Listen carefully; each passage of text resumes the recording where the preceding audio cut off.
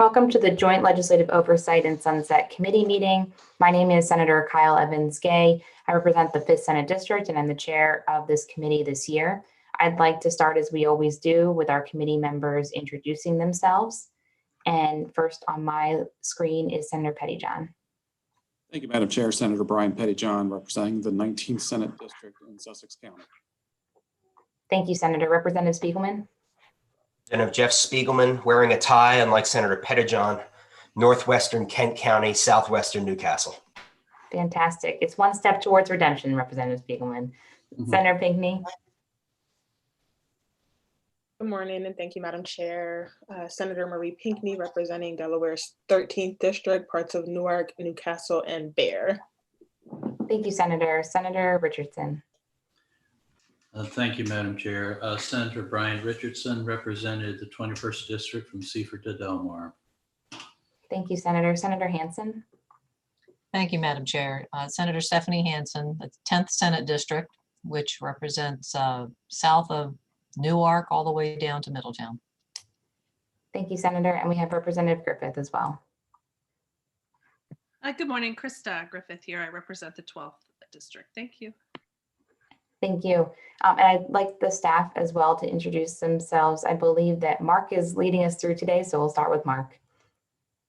Thank you, Madam Chair. My name is Mark Brainerd Jr. I am one of the two analysts for the Joint Legislative Oversight and Sunset Committee.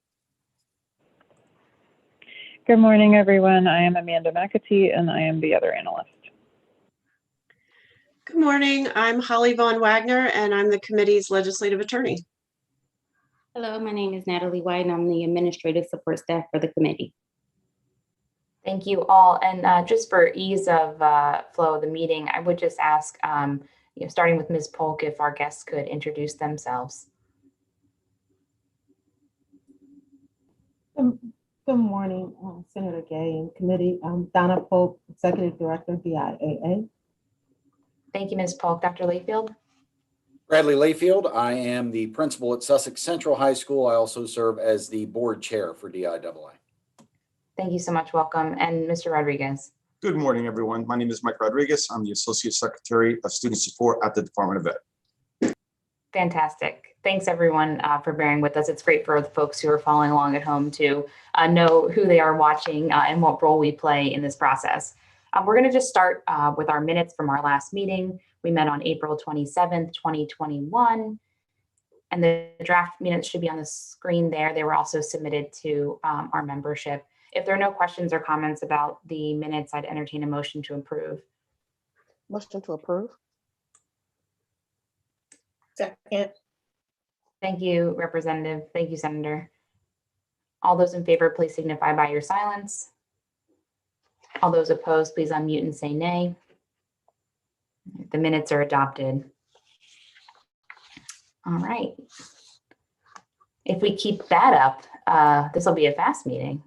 I would like, the committee is now going to move towards our recommendations for the Delaware Interscholastic Athletic Association. Our staff is first going to offer an update of the draft recommendations that have been provided to the committee and to DIAA. And as we saw just right now, representatives from DIAA and DOE are available should any of the committee members have any questions.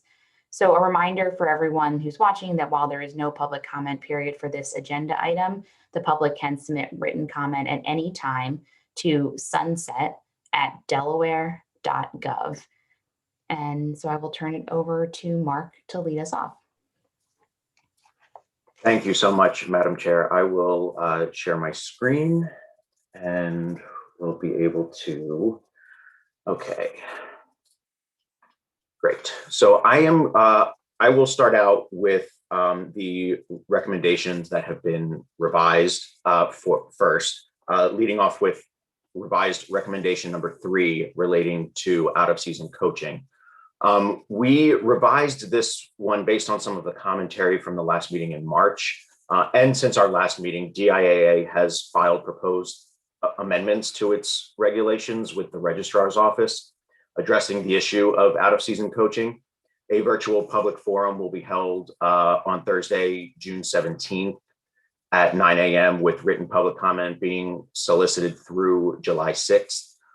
Therefore, the revised recommendation 3 relates specifically to the inability of a coach to privately instruct student athletes out of season. This inability stems from opinions from the Public Integrity Commission stating doing so would violate the State Employees Code of Conduct. This revised recommendation offers a roadmap to address that issue. So for clarity's sake, I would like to start with the recommendation itself and the legislation, and then fold in how option 1 complements it. So the draft legislation, let me try to pull that up. The draft legislation amends DIAA's governing statute to clarify that coaches who instruct student athletes out of season with or without pay do not violate the code of conduct. We housed it within DIAA's statute because compliance with DIAA's regulations is conditional to this. In lines 6 and 7, it says if the coach and the organization providing the out-of-season sport comply with regulations promulgated under this section. So that's why it is in Title 14. So option 1 addresses a specific section of the proposed regulations, 6.8.3 in the lower right-hand corner here, this box. Initially, DIAA discussed striking this section, which would allow member school coaches to have contact with student athletes. However, with the Public Integrity Commission opinions, this would have created an inequity among DIAA member coaches, allowing private school coaches to instruct student athletes for pay, but not public school coaches. So the draft legislation, as well as option 1 for revised recommendation 3, would work in tandem to amend this issue and provide the legislative clarity that was discussed at the March JLOSC meeting. Option 2 stands alone and was kind of just broken out from the last recommendation 3, containing it. Yeah, it contains much of the language from the last one, taken from the Massachusetts Interscholastic Athletic Association. This option does not offer the nuance that DIAA's proposed regulations do. And with recommendations 14 and 15 that address progress reporting and possible holdover status, JLOSC would be able to revisit this issue should something happen with the proposed regulations prior to that. So for the revised recommendation 3, we are proposing the recommendation and option 1 without option 2. So I'm going to stop there for a second because I know that was a lot and it can get kind of confusing. So Madam Chair, I would turn it back over to you and entertain any questions regarding that. No, I appreciate that, Mark. And I think we should just make sure everyone's on the same page about what kind of the moving parts would be under revised recommendation number 3. I think for me, it's easiest to start with option 2 and understand that fundamentally, if we choose option 2, that means that it is up to this committee and our legislative attorney to make some very difficult decisions that we have already seen experts in the field struggle with through the regulatory process. And so while I appreciate the inclusion of option 2, I want to be very honest about what that means for this committee, and understand that we are not going to be shy to do it should we need to do it.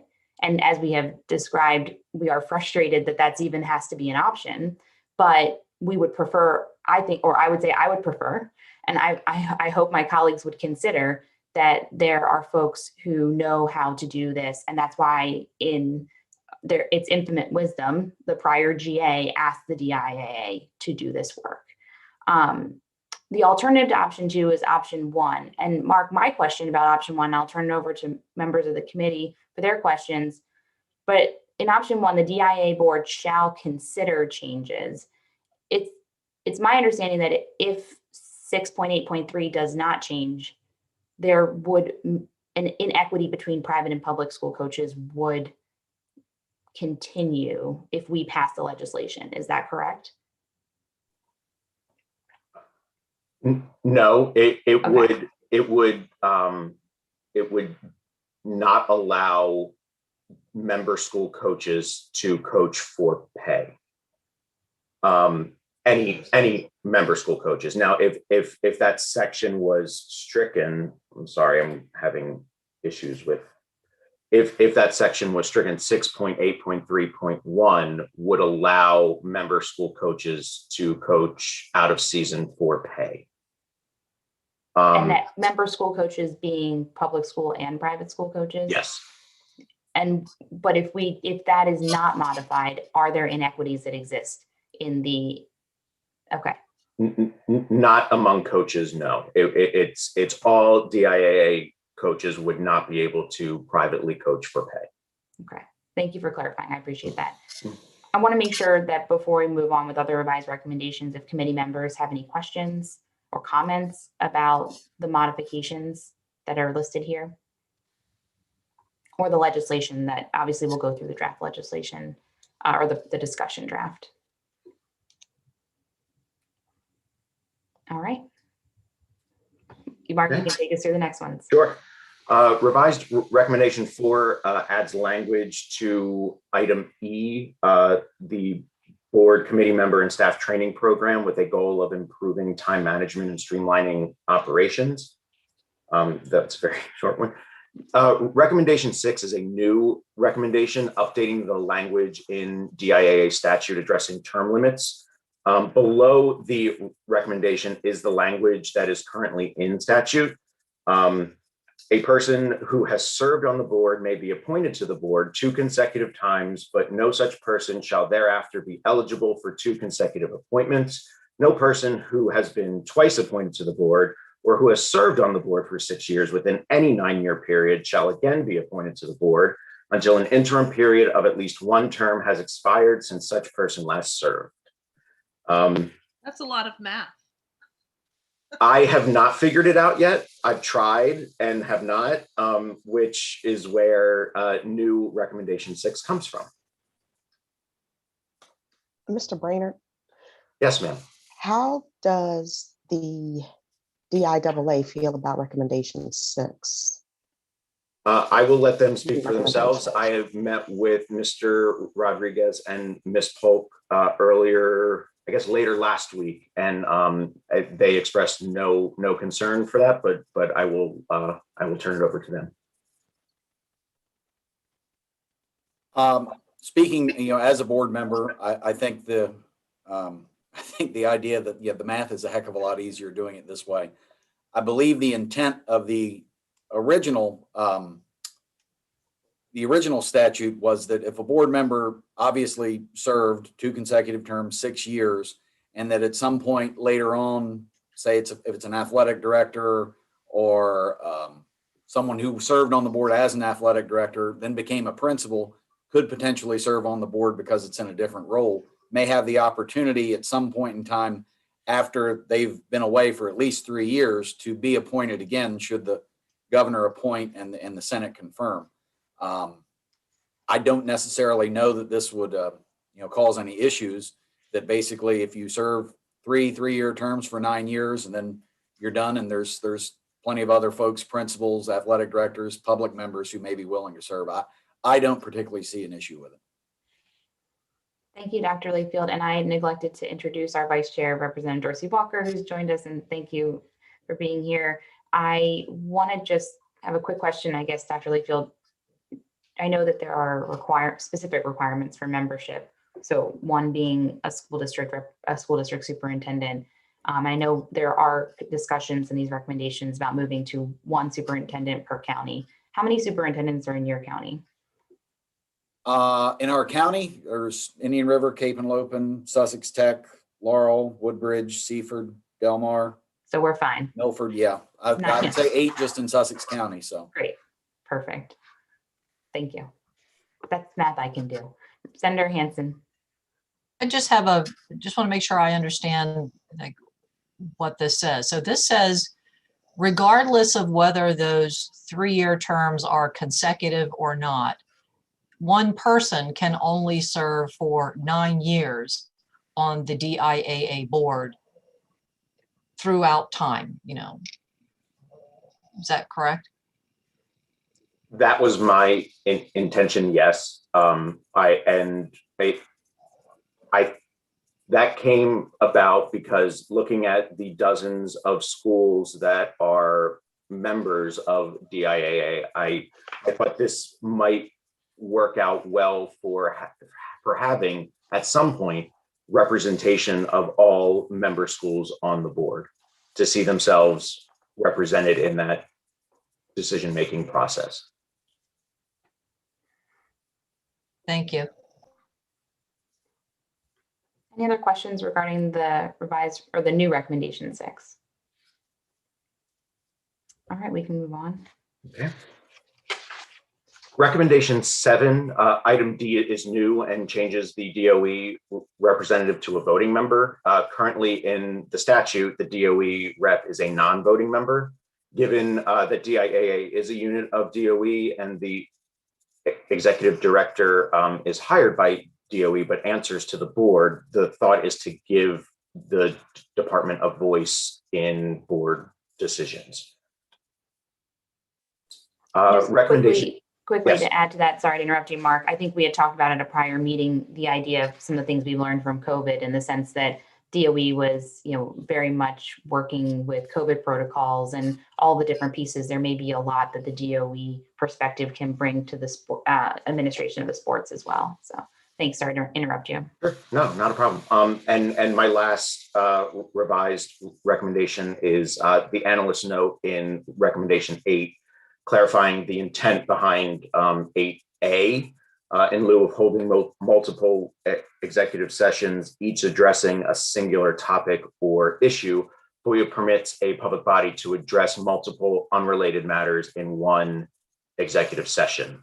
Now, to protect the confidentiality of each individual matter within a session, in this case for DIAA, considering several waiver requests dealing with private student information, the public body can call one executive session and request that only the people relevant to a particular matter be present in the session at a time. FOIA does not require the public body to come out of the session each time an individual matter is addressed. Now, item A says when possible, because there may be times that DIAA needs to hold several executive sessions. For example, if not all the students who have requested a waiver are present at the same time when DIAA breaks for one, but that is based on the logistics of a specific meeting and not necessarily a requirement under FOIA. So that's all the revised recommendations I have. I'm going to now exit out of the PowerPoint and go to the full list of recommendations so the committee can have access to all 15 at once. So thank you, Madam Chair, for letting me provide the update. Yeah, thank you. I appreciate the update. And I know that our members are probably going to have more questions as we go through and discuss them. But as everyone knows, we previously had a meeting regarding DIAA. We want to move towards voting on our recommendations at this point in time. And so, I'd like to do as we normally do and take them in turn. And, we can have a discussion as we always do about continuing or sunsetting the organization. Happy to entertain a motion. I do think that we've seen that DIA is integral to the inner working of our interscholastic activities. And that I think we all agree that this entity, much like some others we've seen this session, need reform. So with that, I'll turn it over to members of the committee.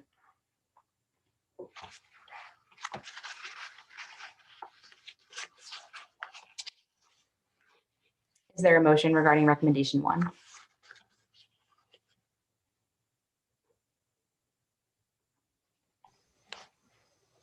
I'd like to move that we approve recommendation number 1, option, oh geez, there's so many choices here. How about we'll go with 1? We'll go with option 1. That sounds good. I'll second. Thank you, Representative Spiegelman. Unlike that game show, there's not 3 doors, just 2. So we're going to try door number 1, and I appreciate you stepping up to the plate. As Senator Pettyjohn seconded the motion, is there any further discussion regarding recommendation 1, option 1, to continue DIAA subject to further recommendations of this committee? Hearing no further comments, I'd like for all those in favor of the motion to signify by your silence. All those opposed, please unmute and say nay. Are there any abstentions? All right, hearing none, and we have our 7 members present. Recommendation 1 is adopted this morning, so thank you. That means we can move on and talk about the details of this organization and the changes that we'd like to see going forward. So recommendation 2 is our normal recommendation we often see, making general statutory updates and technical corrections to the code regarding DIAA. Is there a motion regarding recommendation 2?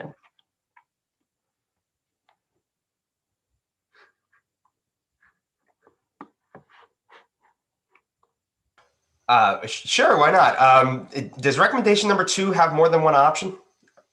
It does not. It's merely the technical corrections. And so that'll be what we review later on. All right, easiest decision I'm gonna make all day. I'd like to approve recommendation number 2 as written. Fantastic. Thank you, Representative.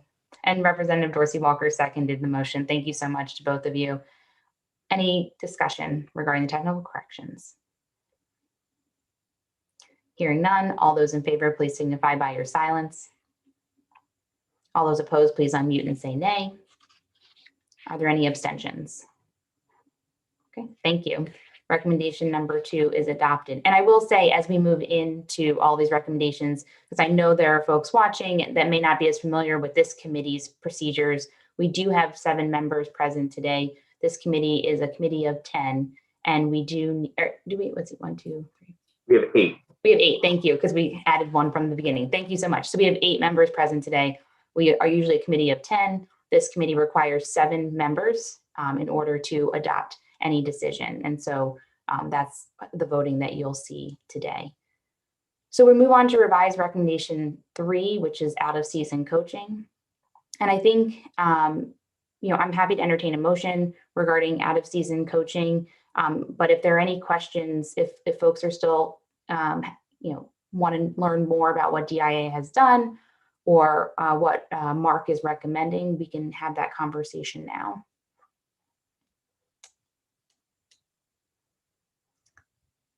Is there a motion regarding recommendation number 3?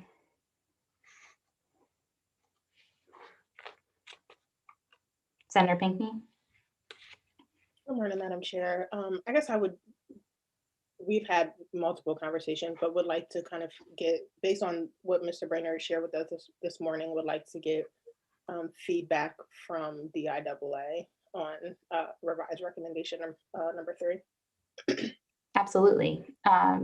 Ms. Polk, Mr. Layfield, would either of you like to comment on the revised recommendation? And please feel free to provide us any updates from your perspective. I know your committee your commission has been working hard. Thank you. We have, and I'll defer to Ms. Polk if I've forgotten anything. In looking at the draft legislation, I do think, as Mr. Brainerd said, it will complement much of the work that's been done by our Rules and Regulations Committee and the board for the draft regulation that's out for public comment in the Register of Regulations this month.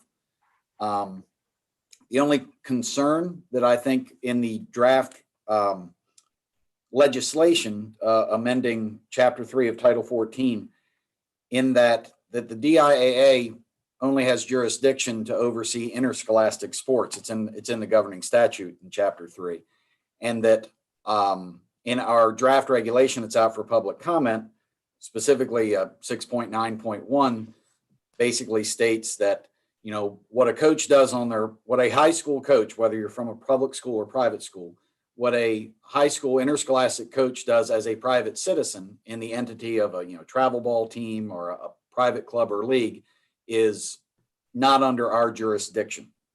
So the items in the draft regulation from lines 13 to 18, all of those things are addressed when it comes to what DIAA does have the authority or within our purview to regulate, in that if an interscholastic coach is coaching a high school student athlete in any of our member schools out of season, which is under the authority of DIAA, we have established in the regulation that's out for public comment right now, each of those things are addressed in 6.5, 6.9, and 6.10 in our regulation as far as what a coach can do, providing instruction in their interscholastic coaching capacity, which is the only thing DIAA can regulate. In looking at the Massachusetts language, Massachusetts is different than Delaware in how interscholastic athletics are arranged and organized and governed in the sense that we are an arm of the Department of Education, even though we oversee athletic regulations for private and parochial schools, which is very unique in Delaware.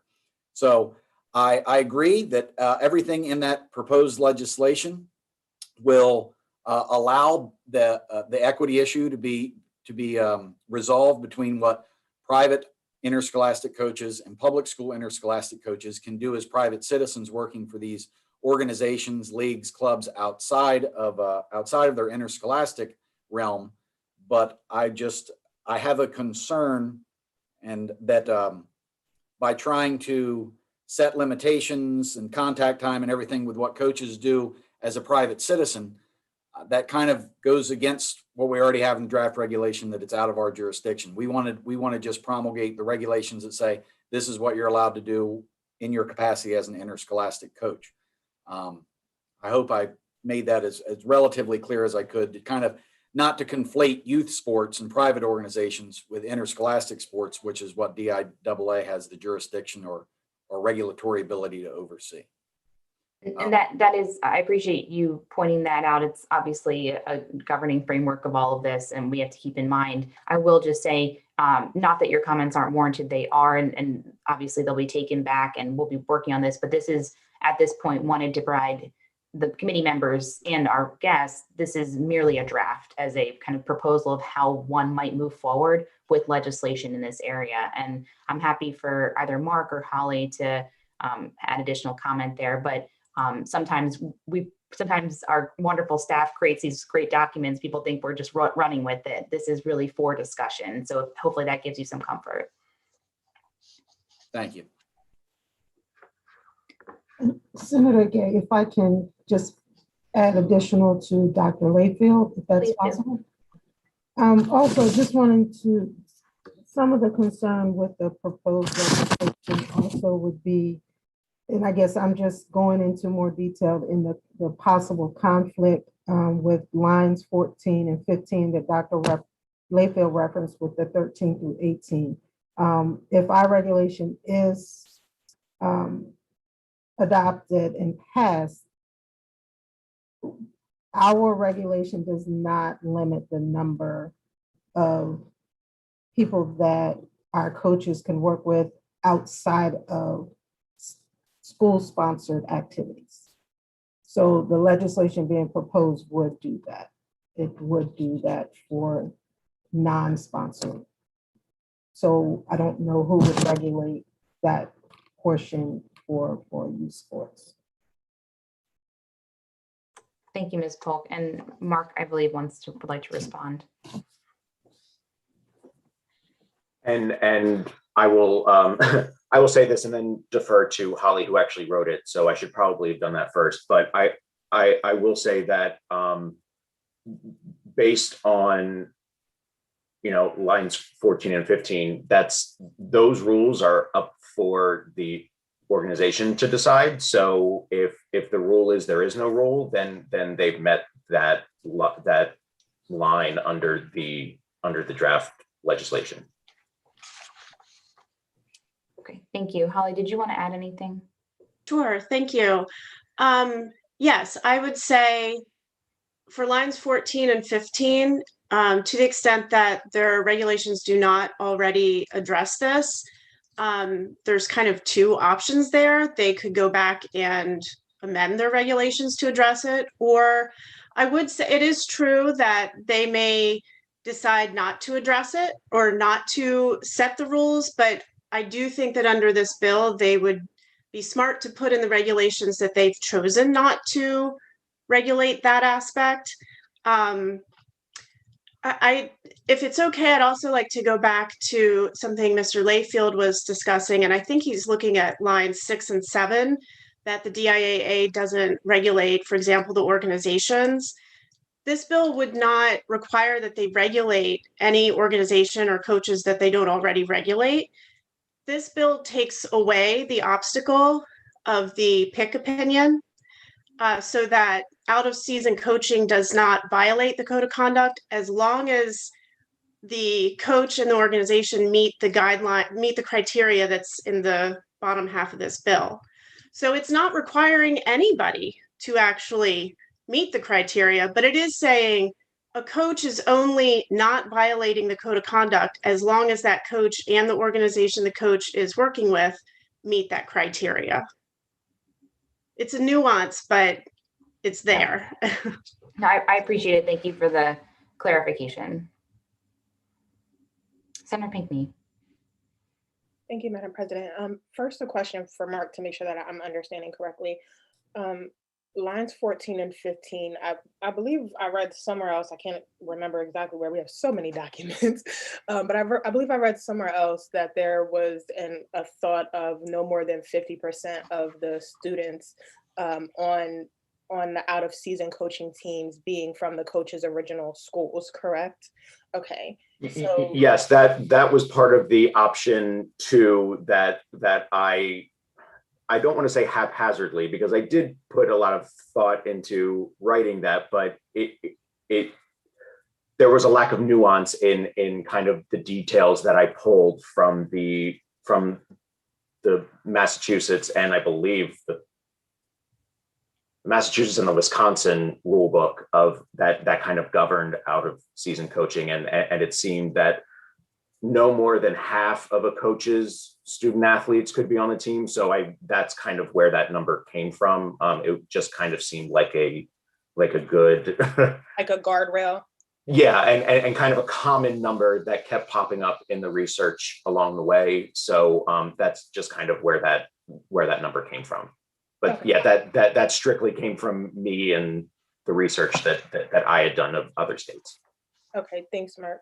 So to the DIAA team, then I'm curious why you guys don't want to put any kind of guard, even if it's not 50%. Like, what is the thought process behind not putting any kind of limitations in code?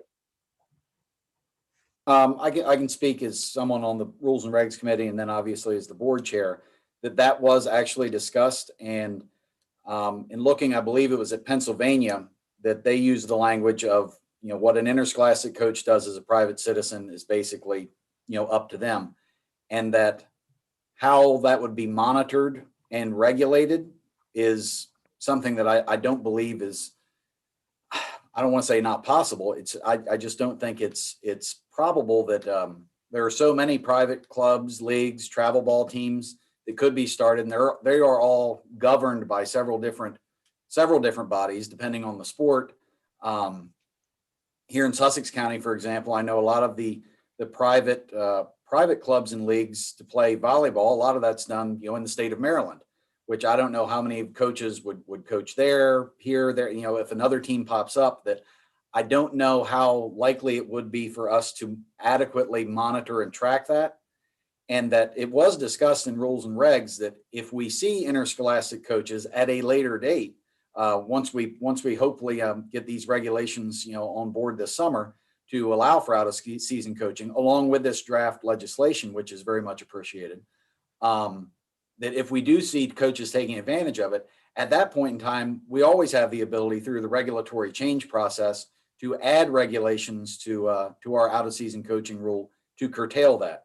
But that the Rules and Regs Committee basically voted out to the board, and the board approved the language that just simply stated that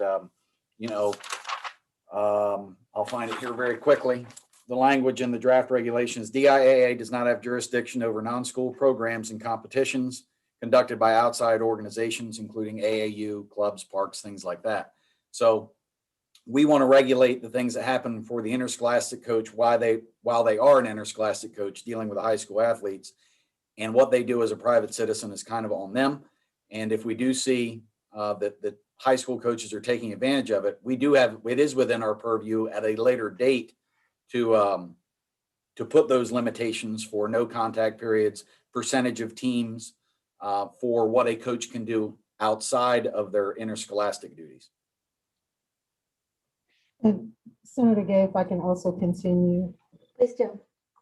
Also, just to expand a little bit on what Dr. Layfield was sharing, out of season coaching in the time period that most AAU programs or forming usually comes around April. I think Dr. Layfield, if I'm right, it's April, goes in through the summer.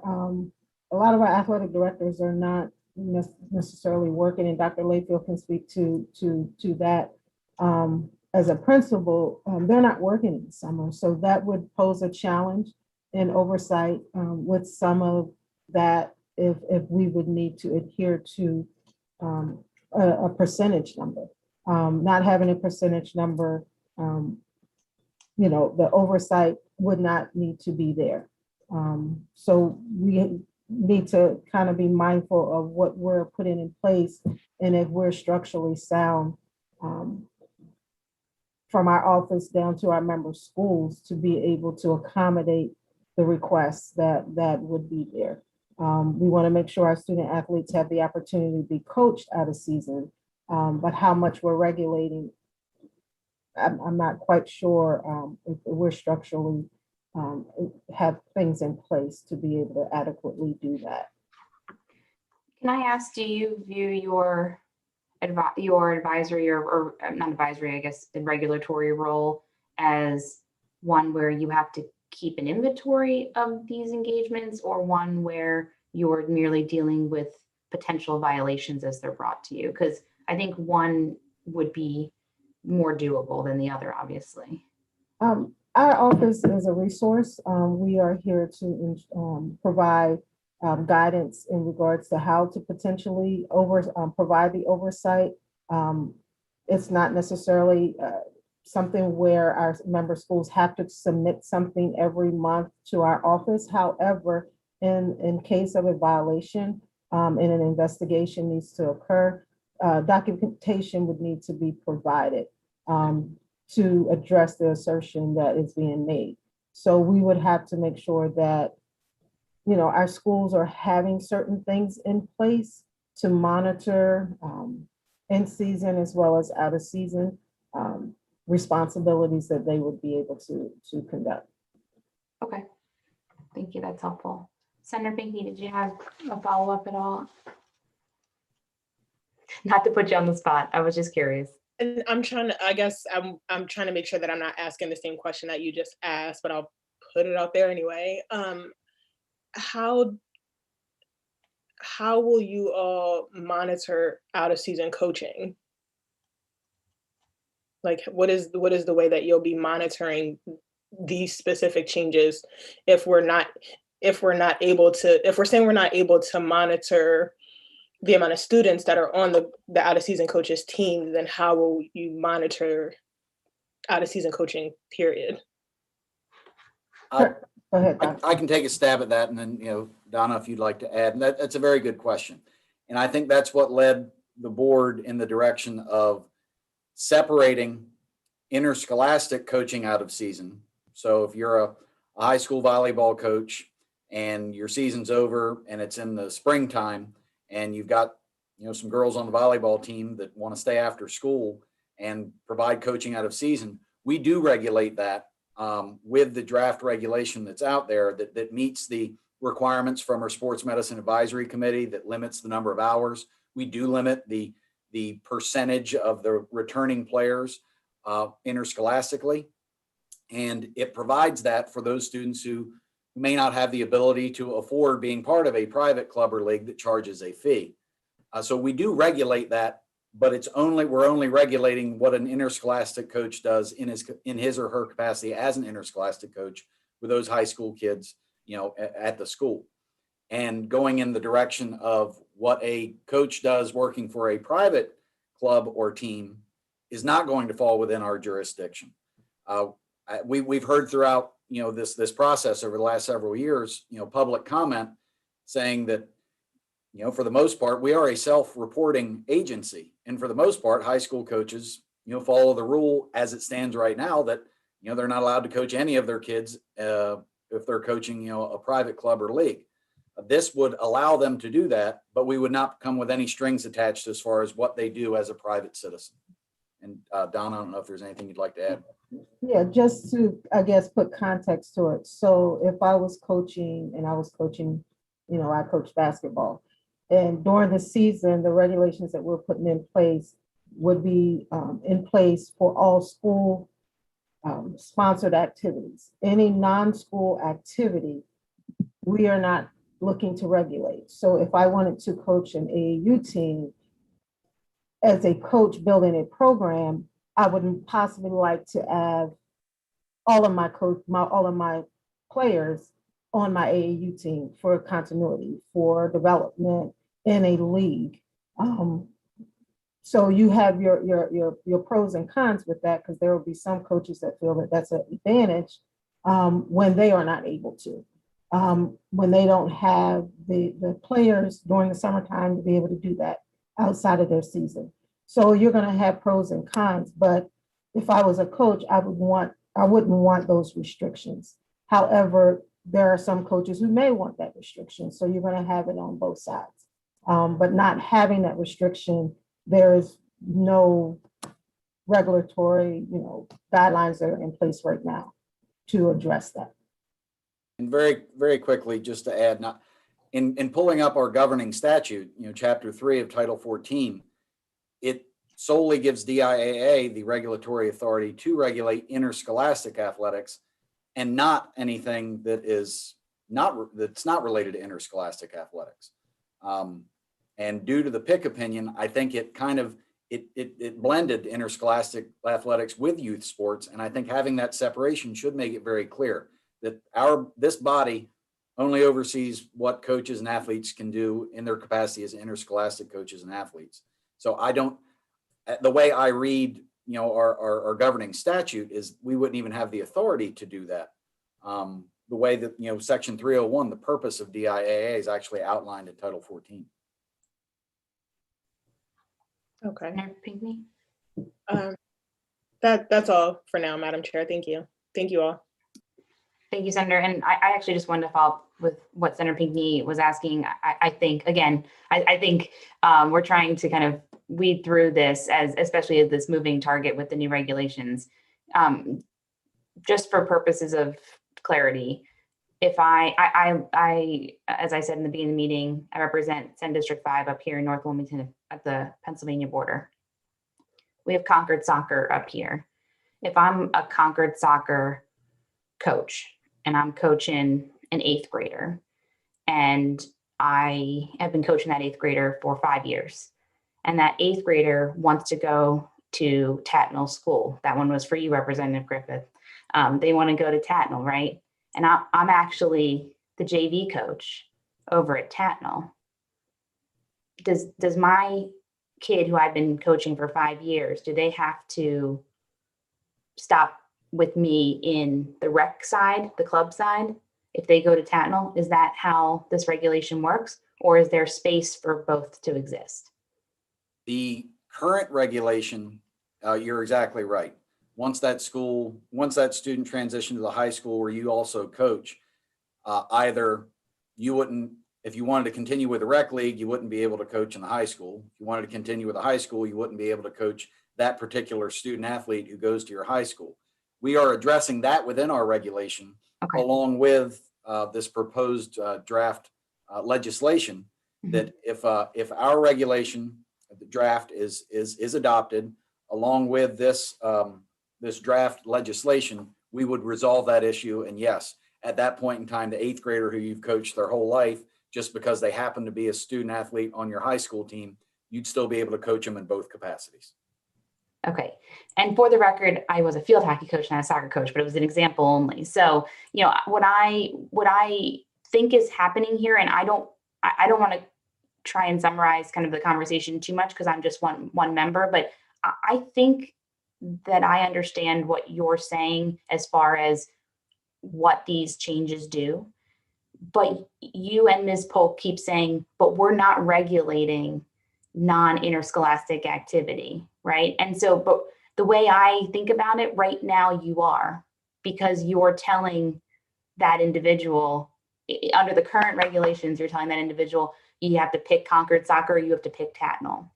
And so I think maybe we might be caught up in semantics here. I mean, I think what your regulations are doing you're modifying the permissiveness of out-of-season coaching. You're broadening opportunities for interscholastic coaches, which I think a lot of people have been wanting and the General Assembly asked to do. So I think we understand where you're going. I think just from my point of view, when you keep saying that you're not regulating those clubs, we understand you're not managing those clubs. You don't have authority over those clubs, but you are regulating those coaches to the extent they are also interscholastic coaches. Is that right? That's a very astute point. That okay.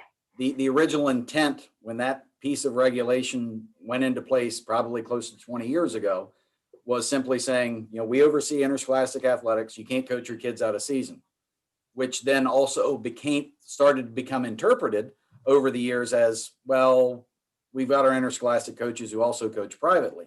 So then the interpretation of that regulation over time said that you're not allowed to have any contact with your kids, whether you're wearing your school hat or whether you're wearing your private club hat. So in my opinion, I think moving forward in this direction, you're absolutely right. I don't think the intention of the original regulation was ever to have anything to do with what folks did with youth sports. And I think moving forward with changing our proposed regulations now, it makes it very, very clear that all of the things about limited contact and percentage of teams, we do regulate that within the interscholastic realm. And we make a clear separation to your point that what you do as a private citizen is something that's going to be outside of our purview. But you bring up a very good point that we currently under our language do limit what a coach can do, whether they're in their interscholastic capacity or youth sports capacity. But that wasn't necessarily the intention of the regulation. But unfortunately, that's how it's become interpreted over the years.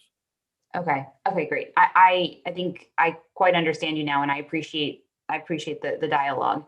My follow-up question would just simply be that, option 1 of recommendation 3, kind of pulling it back to where we are here, it would be our committee asking you to consider some changes to 6.8.3. And would you be able to comment on that? I know that your written comments really focused on the questions about how it interacts with the PIC opinion. I think you heard from the legislative attorney that is the purpose of this, is to provide the space outside of the PIC opinion and the code of conduct. But what are your thoughts on option 1 with that understanding? That is actually probably where we had the most discussion in our Rules and Regulations Committee, as well as the board.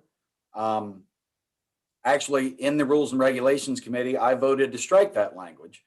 And then when it came to the board, we voted to add it back in because we had one of two options without the potential legislation being sponsored, that if we struck the language in 6.8.3, then private school coaches would be able to coach, like you said, the Tatnall situation, like you provided the analogy for, or example for earlier.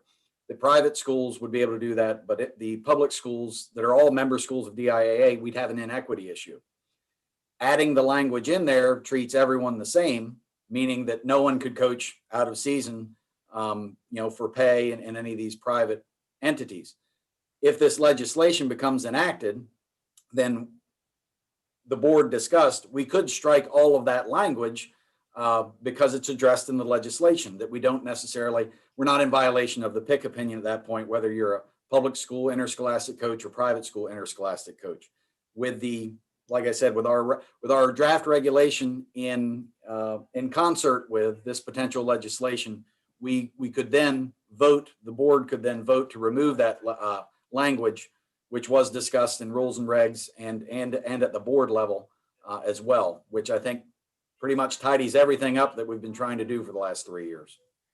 Okay, thank you. And I believe that was our analyst's intent in trying to kind of thread the needle as far as the solution, understand the different timelines that the DIA is working on versus this committee. And appreciate that comment. I know that option 1 does say the board shall consider changes. I would hope that's read as shall, or it's highly recommended, because it is, the idea of if we were to adopt option 1, that is, working towards the solution that we think would be most equitable, or that the analysts have determined that would be most equitable should this committee choose it.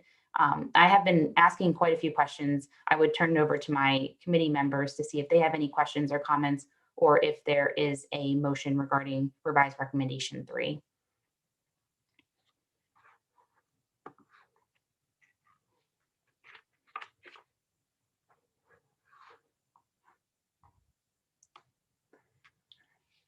Well, I'm not a teacher for a reason, because I don't love the silence. So I'm going to make a motion that we adopt revised recommendation 3, option 1, and work with DIA to, as I said, find the right solution.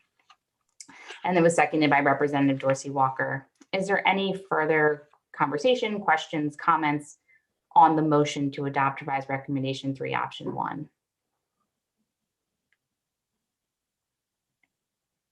Seeing none, I would like all those in favor of the motion to signify by their silence. All those opposed, please unmute and say nay. Are there any abstentions? Okay, thank you. The motion passes. We've adopted option 1. And I will just say, because we've adopted option 1 that is asking for additional action from the DIA, I think that'll have some implications for our other recommendations, including the decision to hold over or not. So I just ask committee members to think about that as we go through the recommendations. The next recommendation is revised recommendation number 4 regarding the strategic plan. Mark shared the changes earlier in the meeting.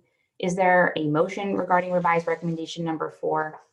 And then we can get into discussion. Senator Pinckney. Sorry, I'll wait till after we get a motion, if we get a motion. Do you want to make a motion, Senator Pinckney? Sure, I would like to make a motion that we adopt revised recommendation number 4. I appreciate that. Was there a second? Representative Second. Thank you, Representative Griffith. Thank you, Senator Hansen. All right, Senator Pinckney, to you for discussion on your motion to adopt revised recommendation number 4. So I noticed in DIAA's response to our recommendations, there was a concern that replacing board members would change the strategic plan. And I was just curious as to what that means and why. I will turn it over to our guests, but I'll add my commentary that I think that the strategic plan would carry through regardless of board membership and isn't a plan for the organization and not the members themselves. But if there if DIA wants to point out any specific concerns, please do. I can defer probably to Ms. Polk, but I think the concern is obviously you're going to want a lot of buy-in, from your board membership, not just the DIA staff and Mr. Rodriguez from DOE. And over half of our board terms are currently expired. So obviously Ms. Polk and Mr. Rodriguez would probably take a lead with that, but knowing you're going to have new board members could be a concern. Could be a very good thing as well, that you're getting fresh insight from new folks. But Donna, did you want to add to that? Dr. Layfield is correct in that just with the transition, we want to make sure that as we're starting to plan and put goals in place for DIA, that we are also including the new members that are going to be coming on possibly within the next couple of months. So we just wanted to make sure that we noted that for you, Senator Gay and the committee.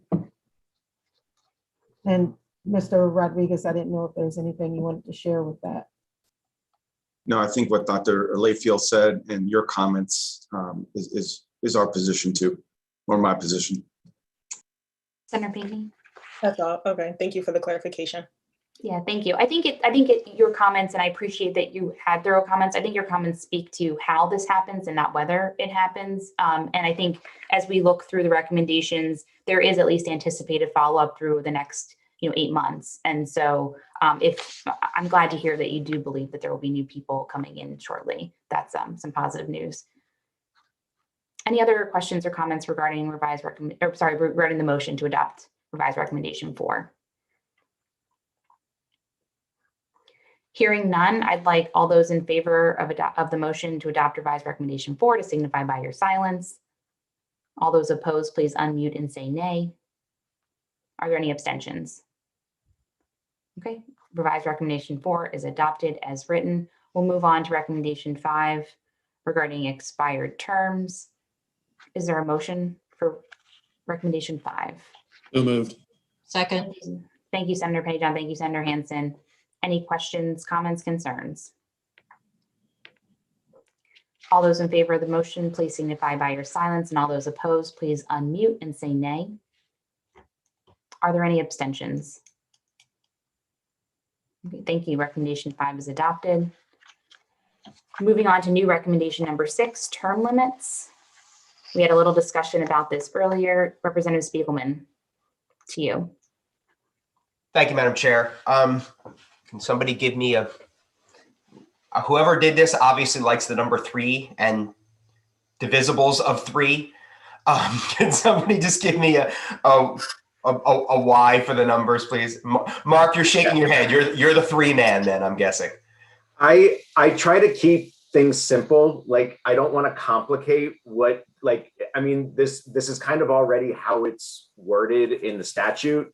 And given the number of board members that are currently on there and they're on staggered terms and, they're replaced a third at a time, I didn't want to throw off the schedule completely by creating an entirely new term structure. I thought keeping the number of year terms the same, as well as that 3 would be easier for DIAA to do this going forward with the current structure that they have.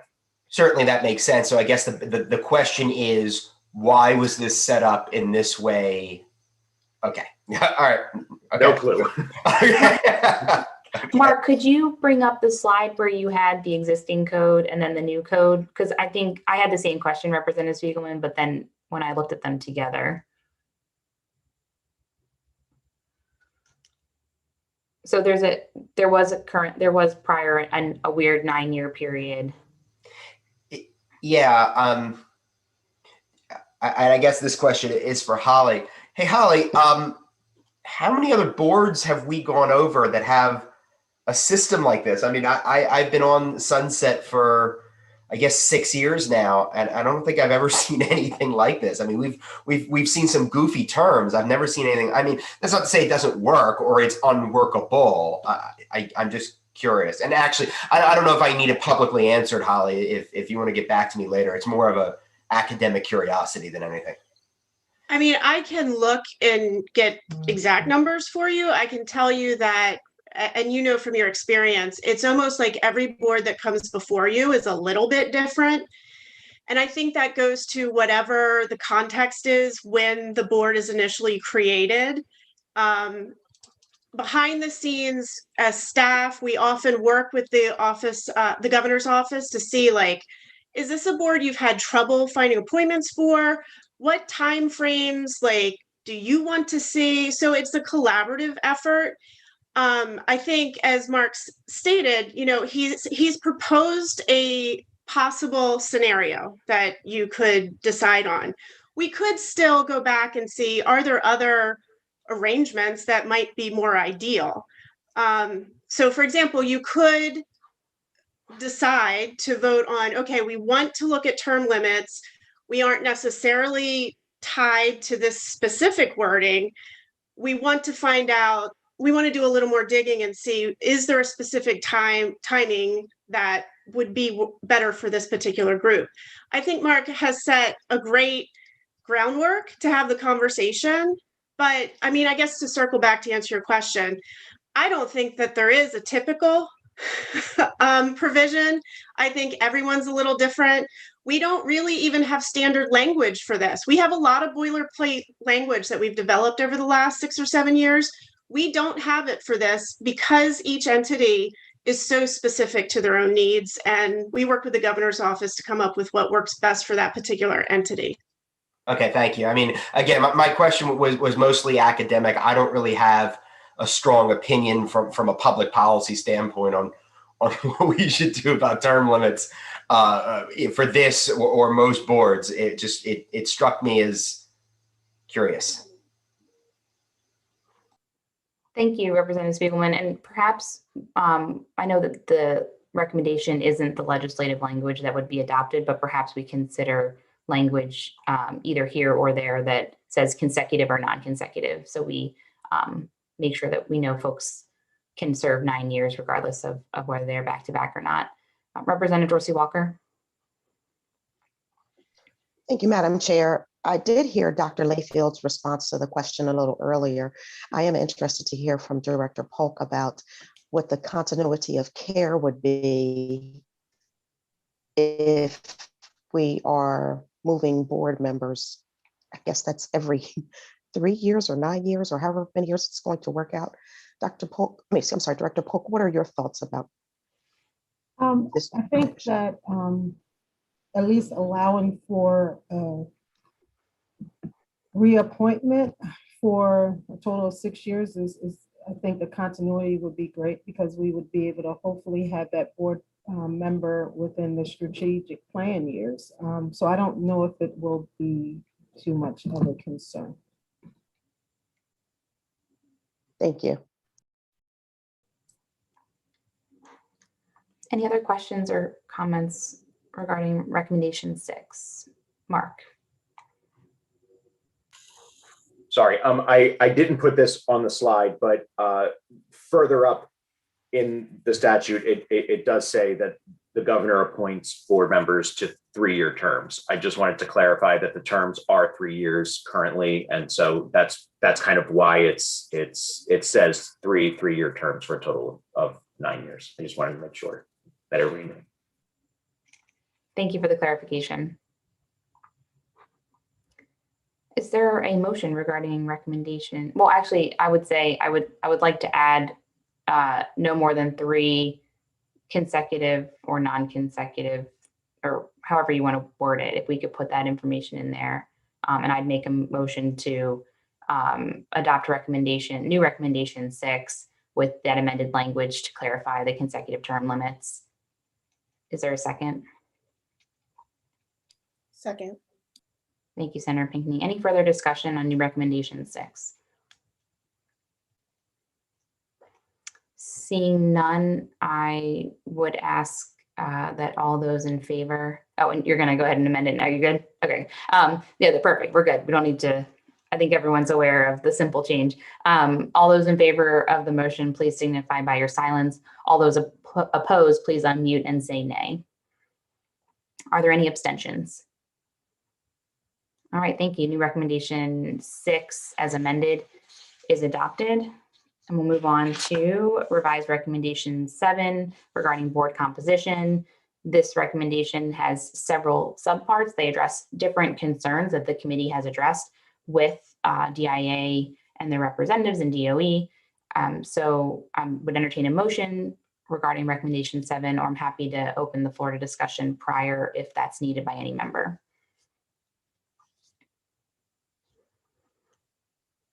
Hearing no discussion, is there a motion? Oh, Senator Pinckney. Sorry, I couldn't get to the button fast enough. You're fine. Again, noting the the response to our recommendations from DIAA. One of the responses was that you all are recommending a head of school, just looking for some or I think it was a head of school from a private school, I believe is what it said, just looking for some clarification on why that is your recommendation. Mr. Rodriguez or Ms. Polk can probably answer this better than I can, but I know that the public school chiefs, the superintendents, basically I'm a principal, I answer to a superintendent, that the public schools do have those, principals that are already serving on the board, by statute, and that having a specific head of school bringing that private school perspective, I think, adds to the, conversation at the board level. Donna, did I sum that up correctly? You hit it exactly. Just even as being in the chair within this year, having that person at the table to make the decisions would definitely be beneficial to that particular group stakeholders that we serve. So just having them at the table would, I think, just have their voice heard. Thank you. Anything else, Senator Pinckney? Nope, that's all. Thank you. All right. Would I just have a follow-up to that question. When we use the term head of school, obviously the superintendent is a standard position that each of the school districts has. When we use the term head of school, is that used ambiguously, or is that a specific title? For instance, do parochial schools and independent schools all have the head of school role? Yes. Go ahead, Dr. Luther. Yes. The private schools do have head of schools. Some of our charter schools possibly may, Dr. Layfield, correct me if I'm wrong, may identify as head of schools as well. But we're looking for the non-public representative. Okay, just want to make sure if we were to add that it was termed correctly. Thank you. I'm sorry, Senator, I'm just saying non-public school representative. I don't see head of school listed. Am I not seeing what we're speaking about? I thought it was listed generically so that it could encompass whatever the representative's title is. Yeah, and I think Senator Pinckney, I don't want to speak for Senator Pinckney, but were you looking at the comments specifically? Yes, Madam Chair. I believe Mark just pulled it up. I was looking at the response to our recommendations from DIAA. Thank you. I was looking at the what was on the screen. Yeah, thanks, Representative Griffith. So I think the question is whether representative from that school is enough, or whether it needs to be specifically the head of school. And I think, is that DIA's position that you believe it would be most useful to have a head of school rather than an athletic director, say from a public school or from a non-public school? That's precisely it. That in our current governing statute, it says that there are 3 public school principals or assistant principals, a specific role. But when it comes to our non-public schools, it's just non-public school representatives. It could be anyone from an athletic director, could be someone that's on a board of trustees, could be anything. It could be that head of school, but I think specifically adding that it's the principal of that private school, which typically are not called principal. They use the term head of school from that leadership point of view. Thank you. I agree. Senator Pinckney. I'm just curious if the analysts came across anything that spoke to that in their research. I don't disagree. I'm just curious. Yes, that's I mean, the current statute reads 2 non-public school representatives, one of which shall be a secondary school administrator, and one shall either be a secondary school athletic director or coach.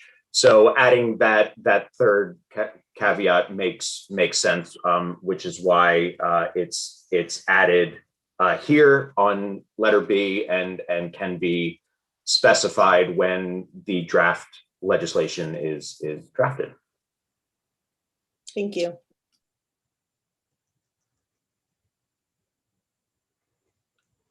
Would anyone like to make a motion regarding revised recommendation number 7? I move that we adopt revised recommendation 7 as written. Second. Thank you, Representative. Thank you, Representative Dorsey Walker. Well, I should say as well, and then aren't we going to change it so that it's with the proviso that it's updated per the request of the DIA, that item subpart B say ahead of school. So if I revise my motion with the revised language of revised recommendation 7. And Representative Dorsey Walker, does that second still stand? Thank you. Yes, it does, Madam Chair. Thank you. Thank you, Representative. All right, any further discussion regarding revised recommendation 7? Hearing none, all those in favor, please signify by your silence. All those opposed, please unmute and say nay. Are there any abstentions? All right, hearing none, revised recommendation 7 as amended, and thank you to the guests for your clarification, is adopted. We'll move on to board meetings, recommendation 8. And I'll note that there was quite a lot of written comment regarding recommendation 8 in DIA's response to these recommendations. I know that in for recommendation 8, we now have an analyst note just clarifying that the intent with subpart A would be just to streamline the executive sessions, not necessarily to limit them, but to, I think it was more of a process and efficiency point, again, when possible. And so I'm hopeful that that is responsive to the written comments as well. Notably that recommendation 8 is not intended to serve as any kind of FOIA enforcement mechanism, but really to try to set best practices for meetings going forward. And I know for context, for those who haven't attended meetings, I know they can be quite long. So thank you again for all that time that you're spending. Mark, did you have anything else to add about recommendation 9 before we move on? I'm sorry, 8 before we move on. I also did want to specify that your staff and DIAA staff can hammer out any specifics related to this, particularly when the legislation is drafted that would address any of this. So this is kind of the starting point, and then we can work with the entity to hammer out any sort of specifications that work best for them. I'm specifically more speaking to item B, which is the public comment period.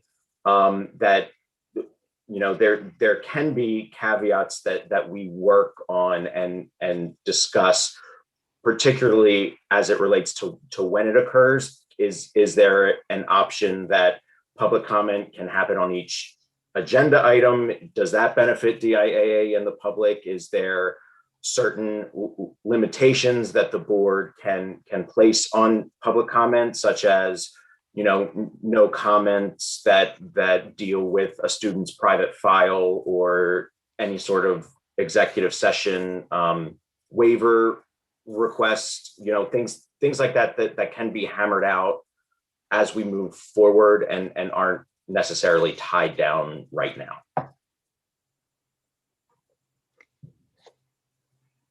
Any questions, concerns? I know that our DIA reps and have provided substantial feedback. So, you're standing in front of a committee who reads thoroughly what is before it. But if there's anything you'd like to specifically highlight or share, any concerns, even hopefully what Mark shared allays some of the concerns about kind of the imposition of a new process without collaboration. But the floor is yours if there's anything specifically that's still of concern.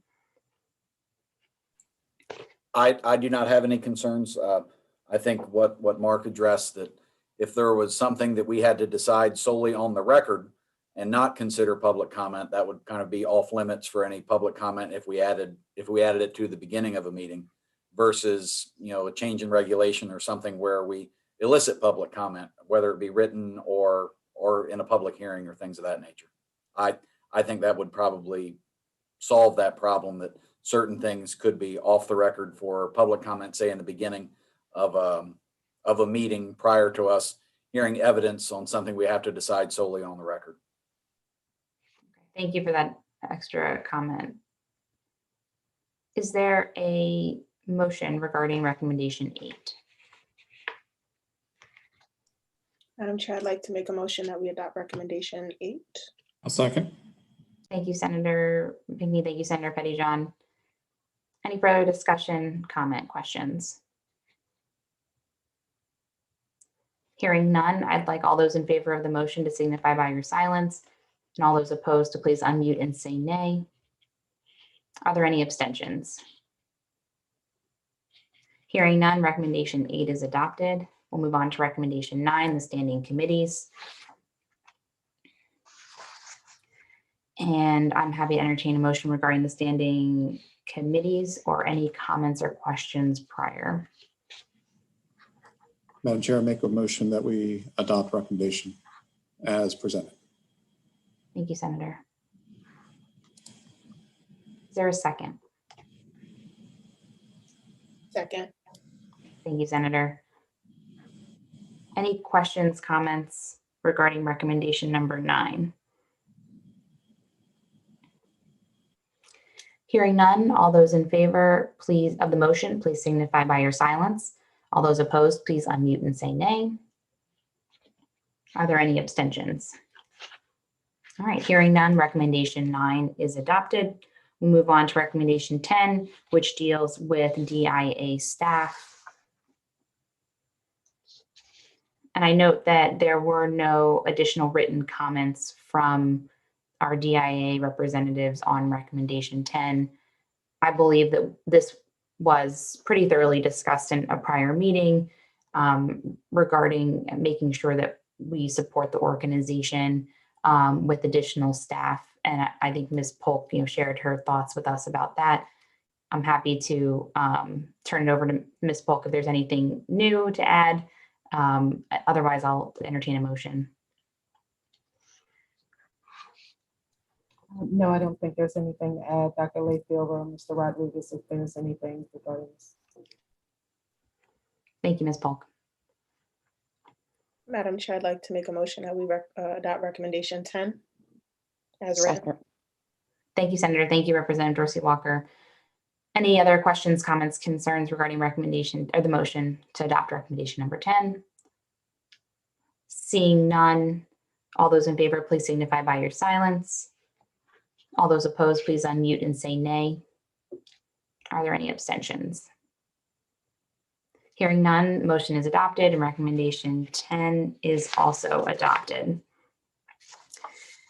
Recommendation 11 is up next. This is one that we have also discussed in the past in updating and enforcing the fee structure. I know, again, we heard a lot of dialogue from Ms. Polk on this. Happy to entertain a motion or open the floor for questions or comments from the committee if needed.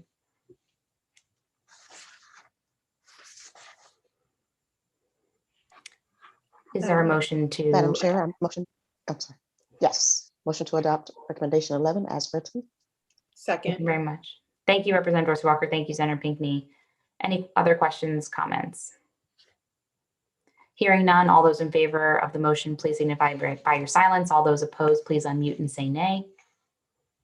Are there any abstentions? Hearing none, recommendation 11 is adopted. We'll move on to recommendation 12, enabling language regarding revenue and insurance. Again, we had substantial dialogue regarding the insurance situation. I thank the committee specifically for your interest in this topic. I feel like we were able to get down to the details with this one. If there are any further comments or questions for our DIA reps, we can hear them now. Otherwise, I'd entertain a motion to adopt recommendation 12. Or any motion, obviously, but to move it along, may I humbly suggest an adoption? Senator Gay? Yes, Mr. Rodriguez, please. I was just wondering, in recommendation number 12, where it says option, I think in our response, we did express some concern with student accident insurance and waiving of sovereign immunity for us as a state agency. So that would be, that option would be something that would be, if it could be removed, would be ideal.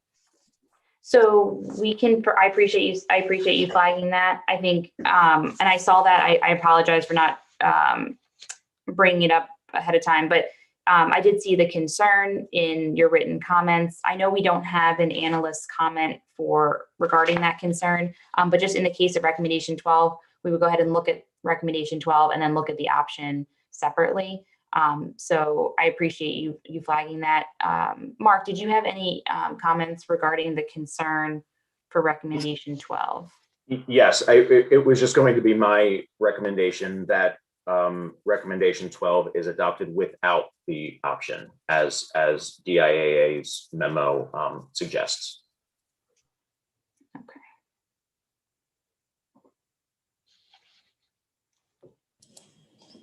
Is there a motion? So moved without the option. Thank you, Senator. Second. Thank you, Senator Hansen. Any further comments? Hearing none, all those in favor of the motion, please signify by your silence. All those opposed, please unmute and say nay. Are there any abstentions? Hearing none, recommendation 12 is adopted without the option as written. We'll move on to recommendation 13, fairly straightforward regarding the website. Is there a motion regarding recommendation 3? Madam Chair, I'd like to make a motion that we adopt recommendation 13. 13. Thank you. My colleagues are watching out for me today. I'll second. 13. And thank you, Senator Petty-John, for the second. Any questions, comments, discussion regarding this? Hearing none, all those in favor, please signify by your silence. All those opposed, please unmute and say nay. Are there any abstentions? Hearing none, the recommendation 13 is adopted as written. We'll move up to recommendation 14.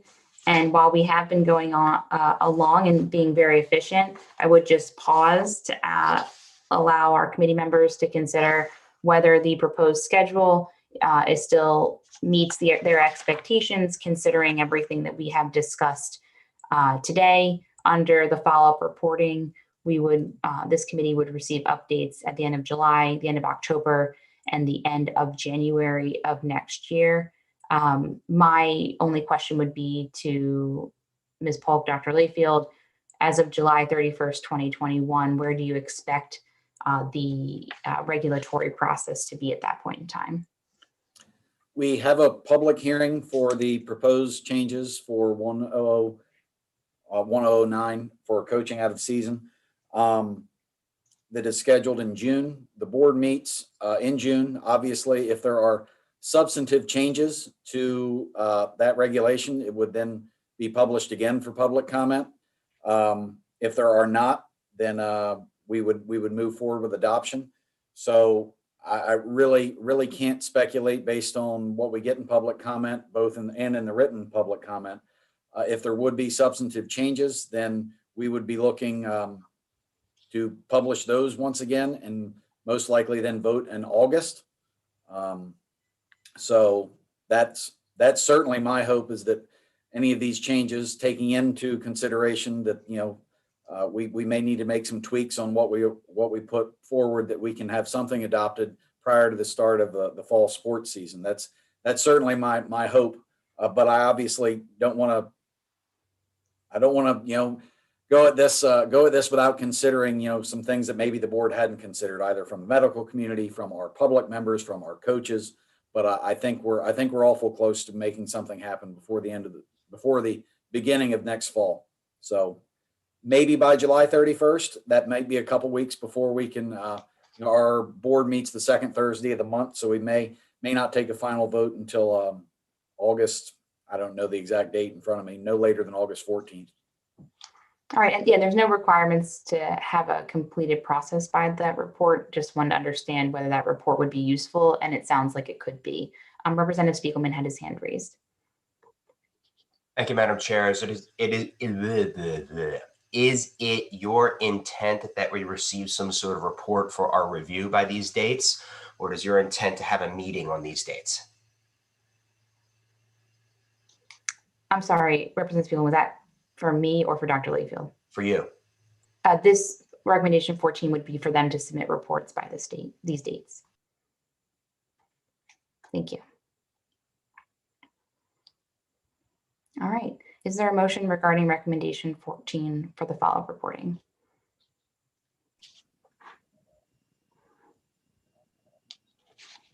Senator Hansen. I move that we approve recommendation 14 as written. Second. Thank you, Senator Hansen. Thank you, Representative Griffith. Any further discussion? Hearing none, all those in favor of the motion, please signify by your silence. All those opposed, please unmute and say nay. Are there any abstentions?